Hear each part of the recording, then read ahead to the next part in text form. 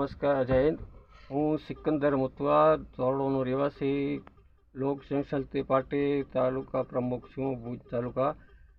મારો કલેક્ટર સાહેબ શ્રીને અને મામલતદાર સાહેબને અરજ છે કે સાહેબ, જે સરકારી મળતો અનાજ અમારા ગામમાં જે દુકાન છે એ હકીકતમાં જે જરૂરતમંદ લોકો છે એને મળતો નથી અને એને અબદશબ્દો કહેવામાં આવે છે.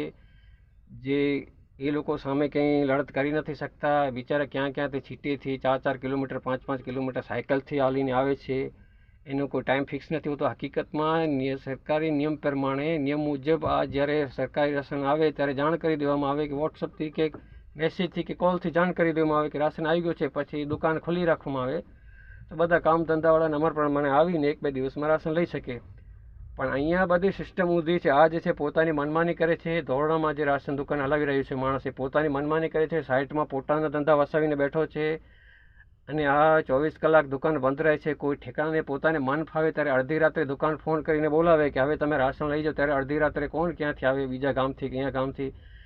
અને જે લોકો કંઈ જવાબ આપી શકે કે લડત કરી શકે, એ લોકોને રાશનની જરૂર જ નથી. એટલે એ લોકોને કંઈ ખબર જ નથી કે આ શું થઈ રહ્યું છે, કોઈ ખબર નથી. અને હકીકતમાં જે જરૂરતમંદ છે, જે એ બિચારા કંઈ કરી નથી શકતા. બીજો એ માણસનો એ ત્રાસ છે કે ધોરડો ગામમાં વર્ષોથી રણોત્સવ નામે જે ફેસ્ટિવલ થાય છે અને એમાં અમે બધા એના નિયમ મુજબ જે લોકોને જે મળે અમે એનું પાલન કરીએ છીએ. હમણાં ગેરકાયદેસર જે એ કીધું કે ગેરકાયદેસર કોઈને પાકું બાંધકામ એલાઉડ નથી, તો અમારી બાજુમાં જ હતા એ પાકા બાંધકામ તોડવામાં આવ્યા.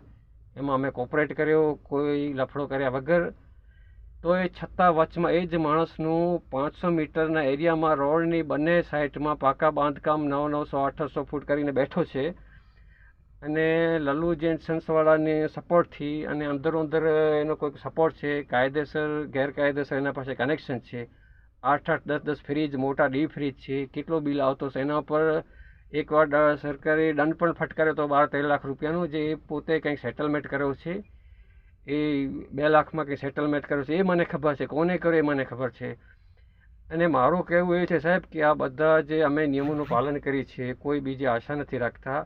અને બીજા બધાના જે બાંધકામ તોડી નાખવામાં આવ્યા છે ટેન્ટ સિટીની અંદર, એ કંઈ કે આ રણોત્સવની જમીન છે, ટુરિઝમની જમીન છે.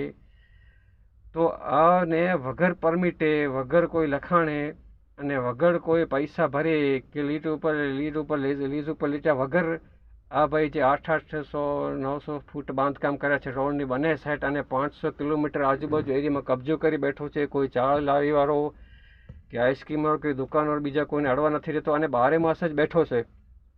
ભાઈ આ અહીંયા બેઠો છે, અહીંયા ઓલા ગરીબોને રાશન નથી મળતો અને અહીંયા પોતાનો દબદબો હલાવે છે 12 માસ. અને એ સિવાય એને પાકા અલગ હોટલની પાછળ બાંધકામ કર્યા છે, જેનું એ દર મહિને 40-40 હજાર રૂપિયા ભાડું વસૂલે છે મકાનોનું. એ ભાડે આપીને, એ પણ કઈ રીતે સરકારી જમીનમાં કોઈને એલાઉડ નથી, તો એ ગેરકાયદેસર પાકા બાંધકામ કરીને ભાડો વસૂલવો એ કઈ રીતે? મને એ વાતનો જવાબ ખપે. કારણ કે અમે તો સંમત છીએ, અમે બધું અમારો જે તોડફોડ થઈ અમે બધું શાંતિથી સ્વીકાર કર્યો, નિયમોનું પાલન કરીએ છીએ. તો આ બધી એક જણાને કેમ આટલું બધું સપોર્ટ? જે ગરીબ માણસ છે એને કોતરી નાખવામાં આવે છે અને જે પૈસાવાળા છે કે કાંઈ બોલી શકતા હોય તેને સપોર્ટ કરવામાં આવે છે. તો મારી નમ્ર અરજ છે કે આ જે રાશનની દુકાન છે બીજા કોઈને આપવામાં આવે, જેથી બીજા ગરીબ જરૂરતમંદને ટાઈમ ટુ ટાઈમ રાશન મળી શકે. એનું ટાઈમ ટુ ટાઈમ બધું મળતું રહે. અને આ જે ગેરકાયદેસર એનું જે બાજુમાં જેના તોડવામાં આવે એ રીતે આ ગેરકાયદેસર જે એનું છે બાંધકામ એ તોડવામાં આવે, એવી મારી નમ્ર વિનંતી છે. અને સાહેબ, અમને કોઈને ખોટું આંદોલન કરવાનો શોખ નથી, પણ અમે જ્યારે ગલત થાય છે ત્યારે અમારાથી સહન નથી થતો. એટલે મારી નમ્ર વિનંતી છે સાહેબને કે અમને આંદોલન કરવા મજબૂર નહીં કરતા. અને નિયમ બધા માટે સારું, બધા માટે થાય ને એ જ સારું.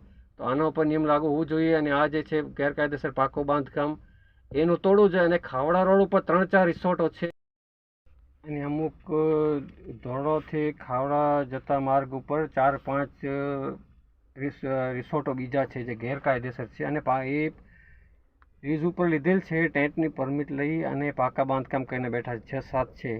એ હકીકતમાં અમારા જેનો હક છે એના તોડવામાં આવ્યા અને એને કોઈ પરમિટ નથી અહીંયા. અને બહારના લોકો છે એ પાકા બાંધકામ કરીને બેઠા છે, અંદરો અંદર બધી મિલીભગત છે. તો એવું બધું કેમ થાય છે? તો ખરેખર કોઈ અન્યાય ન થવો જોઈએ. અને જે ટોટલ જે ગેરકાયદેસર